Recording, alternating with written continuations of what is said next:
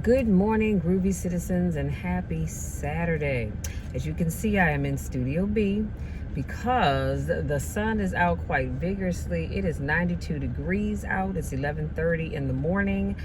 And like I said, the sun is already out, and trying to do it in my car, it kept overheating my phone, and I don't have all day for that. So I just moved on over to Studio B. See, it's awesome when you have more than one option. Now, I have options because I have Studio A, I have Studio B, but I also have another truck at Studio C. So whenever I need to move around, I can do that. Now, before I jump into today's video, I want to just say a little something about the lip gloss that I am wearing. So on the bottom, I have on Nude Blush. I think it's what this is called. It's by Mary Kay, and it's called Nude Blush. And so this is what it looks like. I love this. And I said, well, let me try, because it's very light. And y'all know, if you know me, then you know I'm not really big on a whole lot of lip color. But honey, this is a nude chocolate. Yeah, nude chocolate. And that's what this looks like. I said, oh, I like this. And I actually have a lip gloss that is chocolate. It's not nude, but it's chocolate. And so let's just put on a little bit more. Oh yeah, I'm liking that. So that's what I'm wearing today. Both of these are by Mary Kay. I will leave my Mary Kay consultant's name in the description box because Daphne is phenomenal. Now, let's jump into today's topic. Today's topic is stay focused. Well, before I go into that, first of all, because I forgot my disclaimer, I want to say I hope you all are having a fantastic Saturday. Get up, get out, get your errands done, because I believe in the DMV area they're calling for some thunderstorms later on. If I'm not mistaken, I believe so. So if you have stuff to do, get up and go ahead and do it, y'all. Don't wait all day. And then when the weather gets bad, you're talking about, oh, I should have got up. Yeah, you should have. So go on, get out there. Take care of what you need to do. I've run my errands for the day. So after I do this video, I'm going to upload it on both Instagram and YouTube. And then I want to take me a power nap, okay? Because it's just one of those days and I don't have anything to do. So I might as well just get my rest in. But before I do that, talking about staying focused, I do need to go. I have 3 courses that I will be recording next week. So I'm super excited about that. And so I just want to go over and make sure I don't need to make any changes, things of that nature. Now, on to today's topic. Stay focused. Eric Thomas said, you cannot accomplish that which you have not focused on. Y'all, I thought that was so powerful. I had to share it with you. Can I say that one more time? Because somebody in the back of the room missed it. You cannot accomplish that which you have not focused on. If you are not focused on your goals, your dreams, your aspirations, or whatever other word you want to use, then it is not going to happen. You cannot just say, I want to do ABC and just throw caution to the wind and think everything's going to fall into place. No, you've got to focus on it. You've got to do your part to make that thing happen. Now, if you all can hear little noises because I have the AC on, like I said, it's 92 degrees, so I have to cut on some air.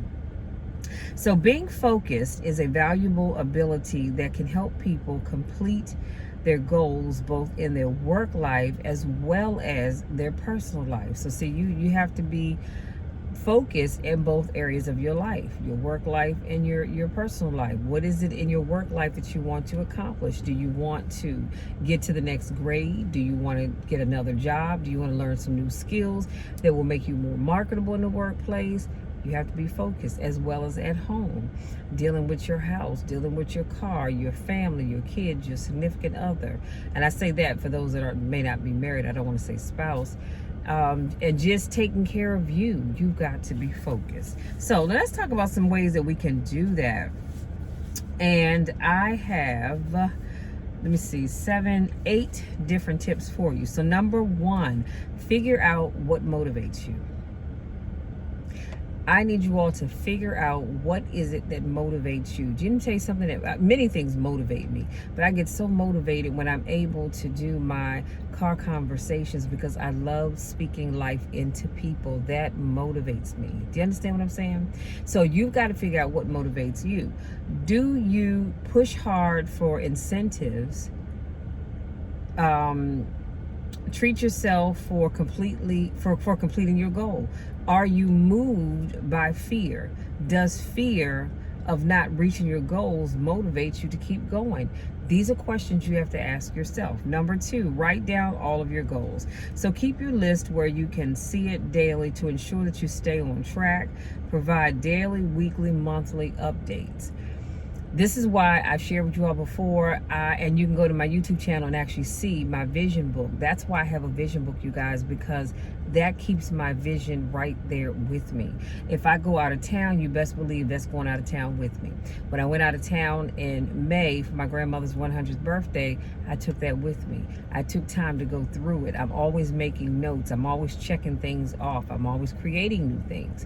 So you can do a vision board if you like. I'm not knocking it. I don't have anything against it. I just know that it doesn't work for me because I am a note taker and I need to be able to write down. Plus, I want to keep my focus close to me at all times. Whereas if I leave my house, the vision board will be on the wall and I don't have my vision with me. Now, I do know that there are apps that you can download. Some of them are free, but quite a few of them you have to pay for. Like maybe $3.99, $4, $5 or something like that. And so it's worth it if you don't want to have an actual vision board. You can actually put it on an app on your phone and you can still keep your vision with you. I choose not to do all of that. Just give me my vision book and I'm happy. So, and then, like I said, you want to make sure you're providing yourself daily so you can stay on track. You want to provide daily, weekly, and monthly updates. Everywhere, I say daily because sometimes you do have to look at your goals to see, okay, did I meet? No, not sometimes, you do. Every day you should look at your to-do list and say, okay, did I complete my goals for today? Weekly, look at your to-do list for the whole week and say, hey, you know what? Did I achieve my goals for the week? And wherever you fell short, ask yourself why. If you don't need to do anything with those things, cross them off your list. Definitely you should do it monthly, and I didn't write it down, but quarterly as well. That's another great way to make sure you're staying on track, and it also will keep you from falling behind. See, when you don't track your goals, then you tend to fall behind, and that's why we get to the fourth quarter of the year and you go, oh my God, I have all this stuff that I need to do. What happened to the time where you weren't tracking it to keep up with it? Number 3, practice time management. Manage your time well. Managing your time will ensure the day doesn't get away from you and you haven't done anything that you were supposed to do. And I say that because, and I know some people will say we can't manage our time, but I'm going to say this: we are all. And I haven't done any sign language for you all in a while, but if I were to sign all is simply this: all. See, all. Or if I finger spell it, it's A-L-L. So it's all or A-L-L. Anyway, I digress. So when you don't manage your time, it will get away from you very quickly. What do I mean by that? Well, I mean, you get up, let's say your alarm went off at 8 o'clock. You got up and you farted around all morning long, and before you know it, it's noon. But you have a to-do list let me put my hands on screen, that's this long that you should have done before noon, but you didn't do it. Why? Because you just sat around scratching your behind, digging in your scalp, picking your teeth, watching cartoons or whatever it is you do on Saturday. And I'm not knocking that because I don't judge anybody, because I don't want anyone judging me. But you knew you had this long to-do list. So now that time is gone. You can't get that back. So that's why I'm very, very cautious of managing my time, because I want to make sure that I'm not doing things that are not going to help me achieve my goal. And guess what? Some people may say, well, I just didn't have enough time. Yes, you did. Yes, you did. Because we woke up this morning and we all had the same 24 hours. You don't get 24 and I get 44 and somebody else gets 36. We all have the same 24 hours in a day, but you have to learn how to manage it and save that farting around for later on, not when you have stuff to do. Now, I wanted to share what's called the Quadrant System, and that's divide your day into 4 categories. So you have things to manage, you have things to focus on, you have things to avoid, and you have things to limit. If you write those 4 things down, and in sign language, that is how you say 4. It's 1, 2, 3, 4, or 4. Yeah. But I digress. So use that quadrant system to divide your day into 4 sections to manage your things that you need to manage, focus on, avoid, and limit. And that will help you to stay on track. And then it's something called a 52-7 rule. And this is where you work for 52 minutes and then take a break for 17 minutes, because this will ensure ensure again that your day does not get away from you. So you work 52 minutes and you take a 17-minute break. Now, of course, if you don't need the break, then don't worry about it. Number 4, make sure you are completing things. Y'all know a lot of times we have these long to-do lists, but nothing's getting completed. So stop starting and stopping and then moving on to something new, but you didn't finish the last thing. This is a huge waste of time, and you end up with a bunch of unfinished projects. I'll be honest with you all, I used to be like that. I really was, where I would start this project, something else would come up, and I'd jump on that project, but I didn't finish the first one. So now I'm into the second one, and something else comes up, so now I'm pushing that to the side to get on the third project. But now I've got the first and second project open while I'm working on the third, and chances are a fourth project will come up, and I push project 3 to the side. Now I got 3 open projects as I'm working on project 4. That's just too much. Finish one thing and then go to the next. That way you don't have all these. It's like on your cell phone. You notice how if you double tap your phone and you look, my mom's famous for this, y'all, but she's famous for having several windows. Like one day I was just swiping and swiping and swiping. I said, Mom, what in the world? Because she goes into stuff on her phone, but she doesn't close the window, and so it leaves all of these windows open. Same thing on her iPad. So I try to make sure that once I go into YouTube, when I come out of it, I double tap, swipe up, and close that window out, so I'm not having a whole bunch of windows open. Then number 5, be mindful of your work environment. If there are a lot of distractions around you, you will have a hard time finishing anything. So I want to suggest that you make sure that when you have work to do and you need to be focused, you need to be locked into what you're doing, that you're mindful of your work environment. If you have kids, you can't just put them outside. It's getting too hot for that. So you've got to make sure that if your significant other lives with you, that you say, honey, look, I need X number of uninterrupted time. So I need you to keep the kids busy. Take them to the park, get them some ice cream, whatever. But I do need this uninterrupted time for the next couple of hours, because I have this long list of stuff that I need to get done. Now, any reasonable significant other would be willing to help you out and say, not a problem, you know what, I got the kids, you go ahead and do what you have to do.